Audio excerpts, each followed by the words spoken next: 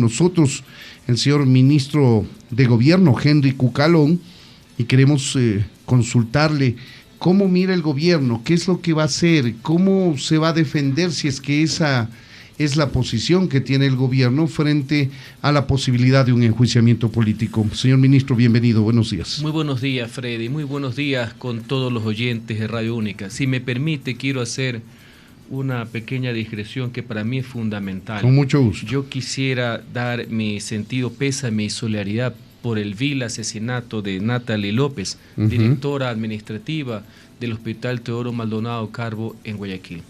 Esto refleja, sin prejuicio, lo que avance en las investigaciones, a lo que están sometidos funcionarios públicos en manos de verdaderas mafias que están incrustadas en el Estado ecuatoriano y que trascienden gobiernos, trascienden estados, no le importa absolutamente nada, sino violar la ley, enriquecerse ilícitamente. Eso es lo que se está enfrentando el gobierno nacional, eso es lo que se está enfrentando la ciudadanía, eso es lo que nos estamos enfrentando, al crimen organizado, el verdadero y real enemigo que tiene el Estado ecuatoriano y los ciudadanos. El problema, ministro, es que ningún gobierno ha podido vencer al narcotráfico y nosotros, los ecuatorianos, estamos metidos en una guerra bien complicada. Hago la antelación del narcotráfico, el crimen organizado en general, porque este tema de los hospitales, etcétera, involucra muchísimo más, inclusive que el tema del narcotráfico, que puede ser enfrentado con éxito, que como usted señala, no es que haya una victoria per se, pero en el crimen organizado sí, no podemos dejar pues que el Estado y los ciudadanos estén a merced secuestrados de este tipo de gente. Con lo que me decías, el motivo de tu pregunta tema político original, sí, yo tengo que ser muy enfático al respecto. Vivimos un Estado de Derecho, vivimos una democracia y el gobierno nacional, quien le habla como ministro y fundamentalmente como ciudadano, el cargo más importante que existe en una democracia. Respeto cual sea el dictamen de la Corte Constitucional. Creo que eso es lo que cabe, sea cual fuere. Ellos tienen la facultad constitucional de admitir o inadmitir, que es una calificación jurídica, el trámite del juicio político como tal al primer mandatario.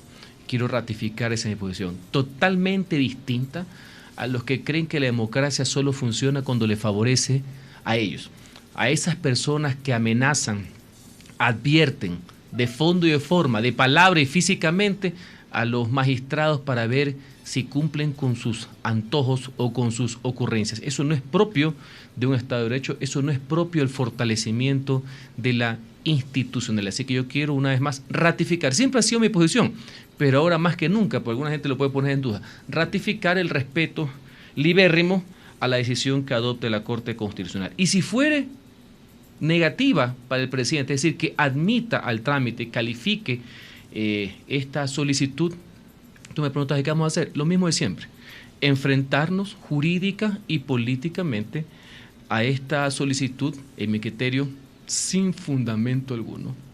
No han podido adecuar las causales, inclusive desde el mundo y el ámbito de lo político, que si bien no sigue exactamente las reglas jurisdiccionales penales, el proceso contra un primer mandatario está absolutamente reglado. Históricamente es casi siempre lo mismo, ahora está en el 129 de la Constitución. No es tan simplista como lo quieren llevar algunos voraces por el poder o inclusive quienes lo quieren asemejar al artículo 131, que es el control político a los ministros, secretarios de Estado, que solamente es por incumplimiento de funciones, que es genérico.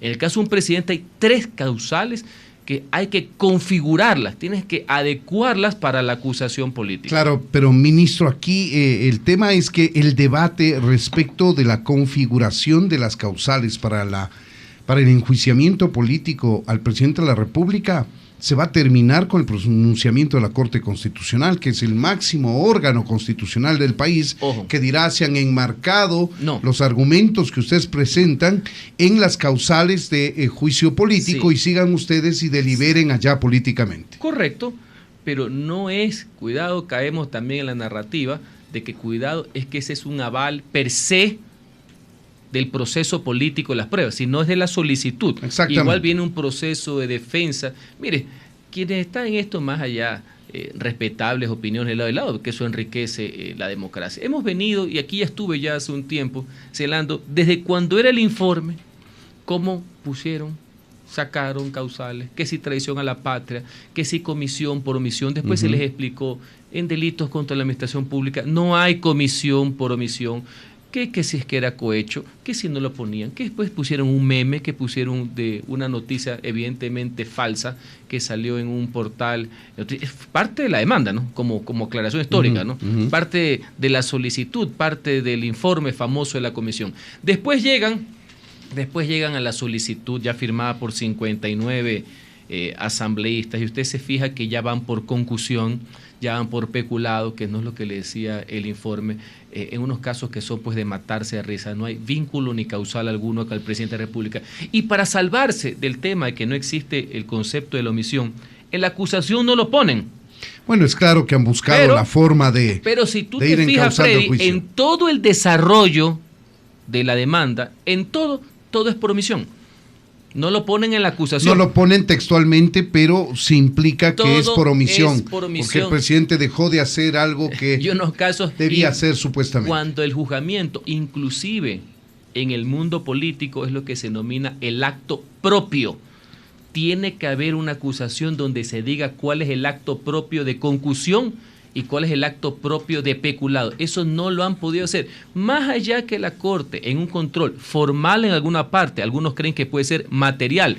Yo me adelanto en decir, porque algo he estudiado al respecto, más allá que bueno, en el mundo de usted, ¿no?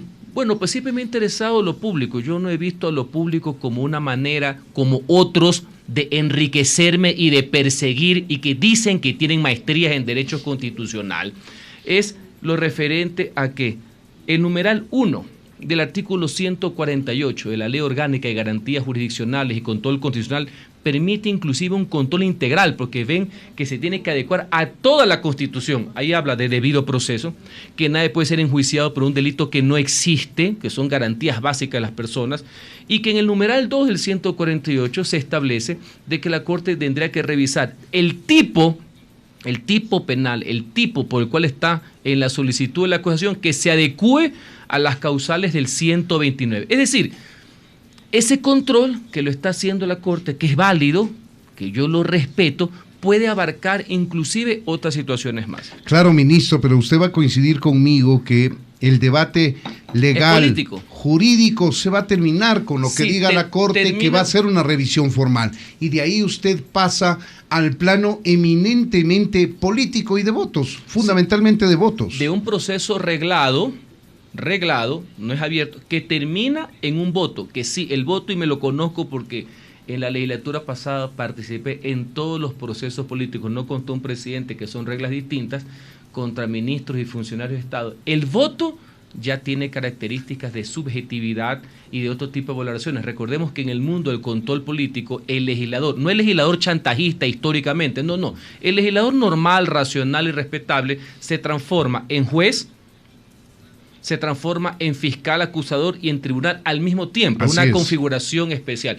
Pero todo el proceso hasta llegar al voto es un proceso absolutamente arreglado. Y así como se ha presentado esta solicitud, que algunas personas creen que pueden ser admitidas y otros no, pero gran parte de la ciudadanía, la opinión pública, de la prensa inclusive, de los abogados críticos del gobierno, han manifestado que no tiene ni pies ni cabeza. Y eso también va a ser sostenidamente demostrado a lo largo del proceso, en el caso supuesto, vamos a poner que está en esa línea, de que la Corte lo admita. Y asimismo, la contrarréplica política, porque no ha de ser que solo unos tienen el gatillo, pues no, yo no sé qué tipo de peleas en que solamente uno dispara, ¿no?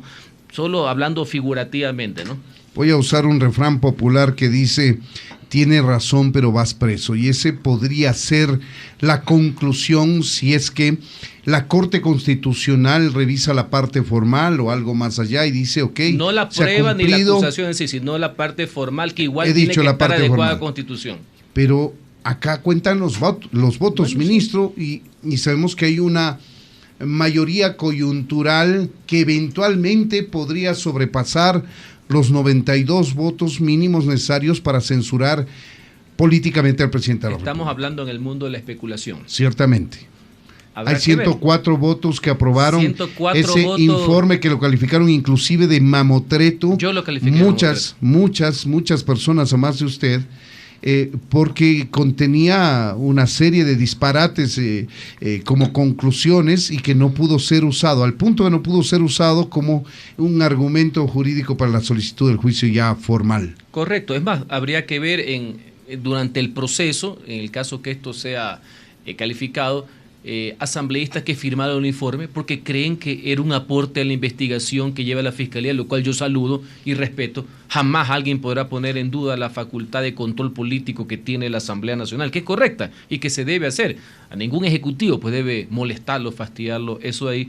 Si usted se fija, ya algunos de esos asambleístas no están en la línea de la solicitud del juicio político, en la valoración, en la supuesta acusación, tanto así que usted ve que hay 59 que firmaron. No significa necesariamente que solo sean 59, pero tampoco significa que haya 92.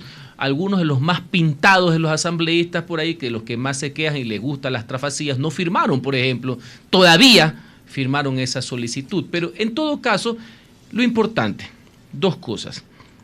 El gobierno nacional, el presidente, su gabinete está absolutamente preparado para dar esta batalla de las ideas jurídicas y políticamente, en el escenario que fuere. Dos, mientras se hace eso, el gobierno sigue adelante. Ayer, por ejemplo, en la ciudad de Latacunga, presentamos un proyecto que ha sido debidamente socializado, terminará obviamente en su momento en la Asamblea Nacional, del nuevo proyecto de ley de recursos hídricos o también denominado ley de aguas.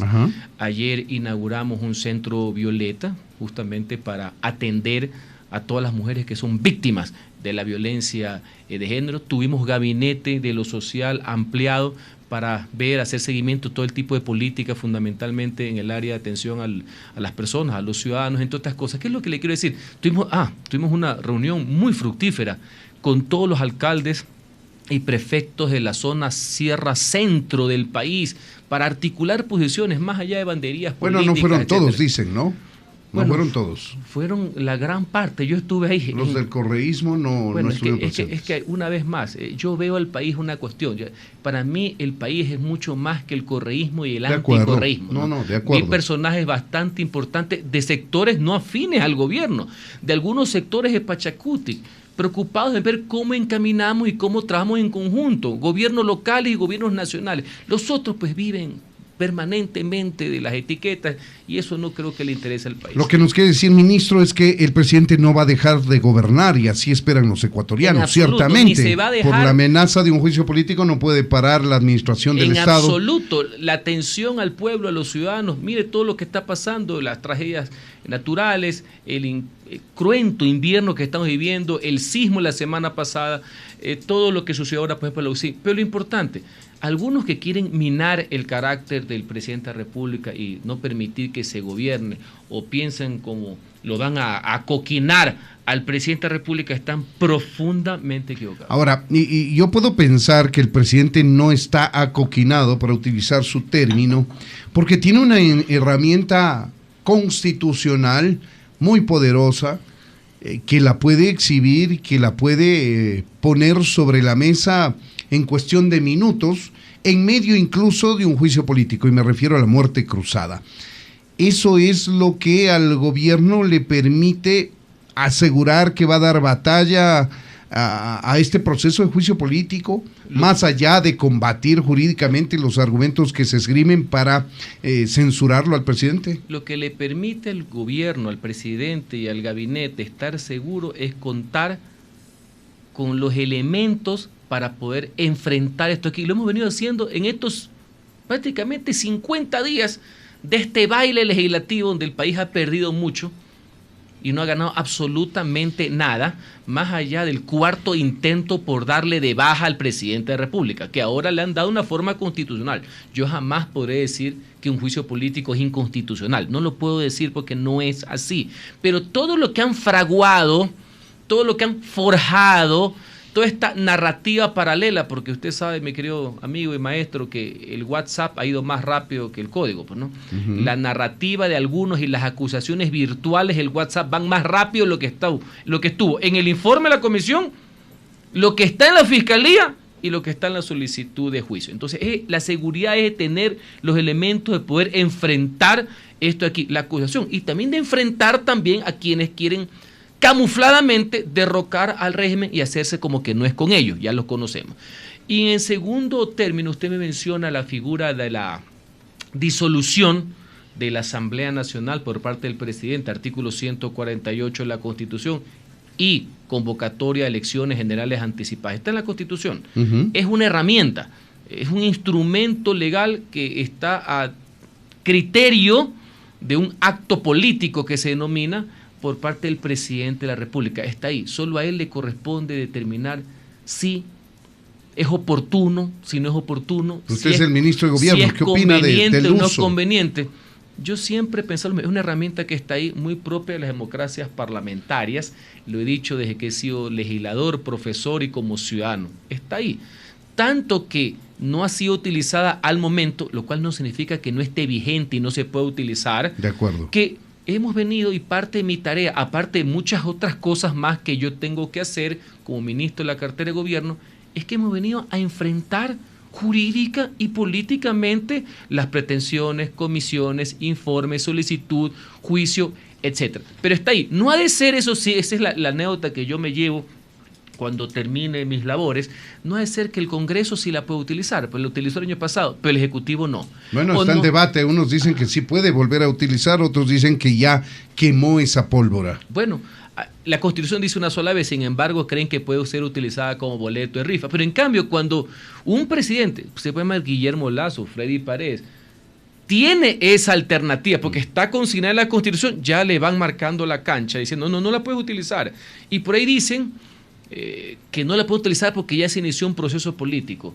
Yo he señalado que esa prohibición no existe en ningún lado. La prohibición es una facultad, una atribución, una competencia que se encuentra a discreción del presidente de la República. Y que tiene que enmarcarse en las causales también, obviamente. Unas causales que van con visto bueno en la Corte Constitucional y hay una que no tiene visto bueno en la Corte, que es grave crisis y conmoción eterna. Y a veces algunos politiqueros y algunos constitucionalistas de zaguán, cuando les conviene, porque todo uno ve que es como son unas veletas, ¿no? Dependiendo cómo está la situación, van cambiando de criterio. Me he dado cuenta que cuando ellos acusan al presidente, dicen que el país está en soletas, porque no hay nada, esto es gravísimo. Por ahí veo un fulanejo que dice que es mejor enjuiciarlo y que renuncie, antes de evitar poco más que aquí esto se incendie. O sea, cuando ellos acusan, el país está desbaratado. Pero si un presidente quisiera utilizar esa herramienta jurídica de grave crisis política, ese argumento para cesarlo, no, el país vive una nube rosada. ¿Sí se da cuenta la calidad de los, yo no diría argumentos, debe ser ocurrencias políticas de algunos de los actores que tenemos aquí en el país? Señores, la herramienta está ahí, es una figura legal y constitucional, su aplicación o no es un asunto de conveniencia. De acuerdo, ministro, usted ha sido legislador, tiene amplia experiencia política como legislador, ha enjuiciado políticamente ministros además, y usted sabe que muchas veces los argumentos jurídicos, constitucionales, no pesan necesariamente dentro de un juicio político. Existe la posibilidad de decirlos, de expresarlos, pero cuando hay una decisión tomada y una mayoría configurada, nadie le salva. He sido enfático en señalar que sí existe un procedimiento reglado que debe ser respetado, que no es subjetivo. La decisión, sí, esa valoración del voto donde el legislador se convierte en juez, sí es absolutamente discrecional y subjetiva, y le doy la razón. ¿Cómo llegamos a esa situación del voto? Y has mencionado los antecedentes. Yo estoy muy orgulloso de haber sido el interpelante, de haber destituido al cura Tuárez, por poner un ejemplo. Siempre pensé que era un truán, tanto así que ahora está preso, ¿no? Ahí se hizo lo correcto. Primero lo político, se estableció que aparte era un sátrapa porque lo era y lo es. Y se envió el expediente a la fiscalía. Solo de verlo uno sabía que era un sátrapa. Es una cuestión elemental. Y bien juzgado, bien sancionado y bien preso que está. Ahora veo que todo el mundo quiere hacer analogías baratas. Me parece correcta tu precisión histórica porque me han querido atacar personas que yo sabía que nunca prestaron atención y cuando trabajaban al lado mío hace 5 años, nunca, no leí ni los periódicos, van a entender lo que estaba pasando. de querer homologar esto pues al tema de Ciudad Glass. Si yo sí me acuerdo, la prensa ecuatoriana me criticó bastante hace más de 5 años, pero dice, ¿por qué se demoran tanto? Cuando yo le presenté el juicio a señor Glass estaba preso, pues, ¿no? Y cuando el CAL, después de 40 días que se durmieron, porque por eso yo fui el que puse los 3 días de plazo en la reforma de la ley, para que nunca más se demoren 40 días, cuando el CAL dio el informe que va a la Corte, y cuando la Corte, una anécdota, Freddy, que esto mucha gente no lo sabe, cuando la Corte Constitucional, que ahora la quieren utilizar como precedente, dio el dictamen de favorabilidad del juicio de Glass estaba sentenciado, ¿no? Así es. O sea, vamos ubicándonos en tiempo y en el espacio. Yo entiendo que en el fragor de la lucha política la gente puede decir de lo que sea. Valga la aclaración histórica, el presidente de la República no tiene absolutamente nada, ni siquiera en una indagación previa, ¿no? Ministro, usted está haciendo cabildeos en la Asamblea para restarle votos a esta aparente mayoría coyuntural que podría conformarse hasta el punto de los 92, que es el mínimo necesario para censurar y destituir al presidente. Yo estoy haciendo conocer la posición del gobierno y la mía, no solamente en estos espacios donde recurro permanentemente, sino también a asambleístas, por supuesto. Hacer conocer la posición del gobierno, que es pública, lo hago de forma permanente, aparte que permanentemente soy convocado a la Asamblea Nacional por diversos órdenes y es mi deber cliente frecuente ahora. Acudir, más allá que me llaman por temas que no tienen absolutamente nada que ver con mi competencia, pues no tengo ningún problema, yo represento al gobierno del Ecuador y con mucho gusto voy. No pierdo mi tiempo en personas que sé que ya lo que quieren es ver arder todo y lo que quieren es que el presidente no esté y van por el cuarto intento para ver cómo cuadran sus ambiciones, su voracidad, y básicamente algunos que conocemos que son enloquecidos por el dinero, que se tratan de camuflar sus intenciones, pero sí, y lo seguiré haciendo. Y ahora, si es que se da el dictamen, porque estamos hablando en el mundo de los supuestos, y es un elemento que hay que puede considerar. ser hoy o puede ser mañana. Otros dicen que no tiene incluso plazo la Corte. Exactamente. Porque no hay consecuencia del incumplimiento del plazo. Exacto. Más allá que yo respeto cual más la Corte, hasta hace poco que fui profesor y alumno inclusive de esta materia, casi todos los abogados ahora del país señalamos y trabajamos en base a sentencias. Casi nadie cita artículos legales. Son muy buenos documentos. Inclusive cuando uno ha diferido en algún concepto, uno valora la argumentación con que la Corte ha llegado a esa conclusión. Pero lo que le estaba comentando es que si llegaran a dar paso, uno de los espacios ideales para la defensa es la sustanciación que se va a hacer en la Comisión de Fiscalización, donde permanentemente acudirá todo el mundo. Entonces es el espacio ideal para hacer conocer la posición que más allá que se ha venido haciendo y que estoy seguro que el presidente de la República en el debido momento le va a dar una posición al pueblo ecuatoriano, a sus mandantes, de qué es la situación, qué es él, cuál es su integridad, porque hasta este momento, si se ha dado cuenta, el presidente está haciendo sus funciones, está recorriendo el país, está parte de la reconstrucción, y los ministros, en este caso el ministro de Gobierno, es el que se ha encargado de dar los detalles a nivel de la prensa, a nivel de la Asamblea, de cuál es nuestra posición con respecto a esta malhadada pretensión de juicio político. Está conversando con legisladores, está convenciéndolos antes del juicio político de los argumentos que maneja el gobierno para que no sean justificación de una censura y destitución del presidente. Con los actores institucionales del país, permanentemente. Yo hablo con gremios profesionales, hablo con cámaras empresariales, hablo con trabajadores permanentemente. Ese es parte del trabajo que hace un ministro de gobierno, de articular no solamente. De acuerdo, pero los que votan son los legisladores. Sí, pero también yo tengo que darle una explicación a la sociedad, porque la sociedad son los mandantes también de los legisladores. ¿O usted cree que entre los legisladores de los 104 a los 59 no recibieron reflexiones en el buen sentido, presiones ciudadanas de la opinión pública? ¿Qué es lo que estás haciendo? Una cosa es el caso, está bien, mandando a la fiscalía, pero ¿qué es esto que están poniendo aquí? ¿Usted cree que no sirven los mandantes, los ciudadanos para hacer reflexionar? Yo he sido diputado y yo sí me preocupo de lo que digan los ciudadanos, no los jefes de los partidos. Pero hablando de mandantes, tiene usted un actor fundamental en la CONAIE. El presidente de la CONAIE, en la marcha de apoyo a la ley de aguas, dijo que no nos obliguen a presionar en las calles y que se dé paso prontamente a este juicio político, más o menos estas palabras. Pero ¿no? Qué linda reflexión democrática, ¿no? O sea, que cuando no le dan gusto la democracia, a él no le ajusta, pues ya conocemos sus antecedentes, ¿no? Entonces, esa es una amenaza velada. O sea, si las cosas no son como él quiere, si el dictamen no es como él quiere, resulta ser que van a volver a las mismas andanzas donde los perjudicados son los ciudadanos. Eso es lo que a mí sí me llama al debate, y ese fue uno de los desafíos por los cuales yo acepté esta cartera de gobierno. ¿Sí sabe? Justamente lo que usted acaba de decir, juicios van, juicios menos. ¿Qué tipo de reflexión puede ser esta? O sea, si no es como yo quiero, caos. No.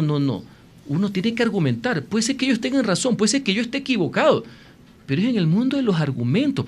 No es que la Constitución yo la cojo como estropajo y la utilizo a mi conveniencia de acuerdo a mis intereses particulares y no el interés general. Y aquí hago otro señalamiento, en cambio positivo.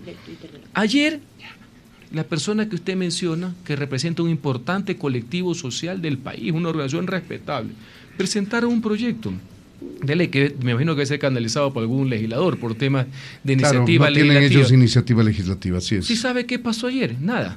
Lo cual es bueno, no hubo problemas.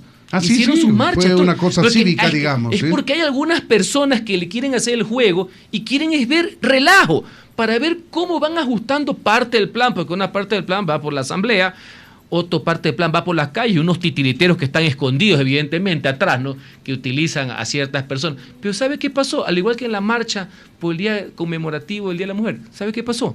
Nada. O sea, nada en el sentido de lo que quieren algunos, me explico. Generar chispas, generar violencia. No, marcharon. Es más, también fueron cerca de la Corte Constitucional, lo cual es de libre paso.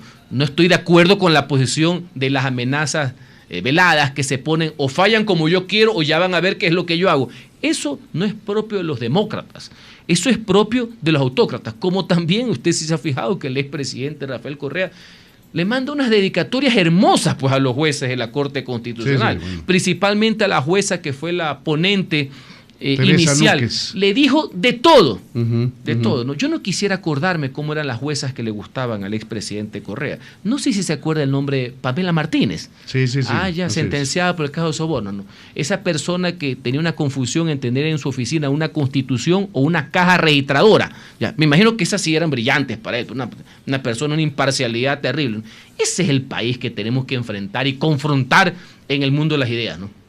Ministro, va a confrontar en el ámbito jurídico, constitucional y político. Al decir político estamos hablando de votos, ministro. Solamente eso quiero insistir. Sí, por supuesto. Todo esto termina en votos. Si se da por parte de la Corte el aval a la solicitud en cuanto a lo formal y otras cosas, todo esto termina en votos. Y no sea la primera vez. Recuerde que el año pasado, en uno de los tantos intentos, al presidente de la República le quisieron aplicar el tema de la cesación y ya ganó una. Así que vamos a dar la pelea. No, señores, parte del grupo, que no son todos los legisladores que creen que aquí van a arrinconar a alguien para ver si alguien la renuncia, para que, señores, no conocen el carácter del presidente y no conocen nuestro carácter, ¿no? Ahí nos quedamos, ministro. Lamentablemente el tiempo nos impide, abusamos también de un poco de su tiempo, de su agenda. Queremos agradecerle, sin embargo, por haber atendido esta invitación y comentarnos a través de nosotros, a todos los ecuatorianos, el punto de vista del gobierno y cómo está enfrentando, va a enfrentar este probable juicio político que está ahora en manos de la Corte Constitucional para que lo sustancie la Comisión de Fiscalización de la Asamblea y finalmente sea el Pleno el que tome la decisión. Ministro de Gobierno, Henry Cucalón, muchas gracias por habernos atendido. Gracias a ustedes, como siempre, por la invitación. Buenos días con todos.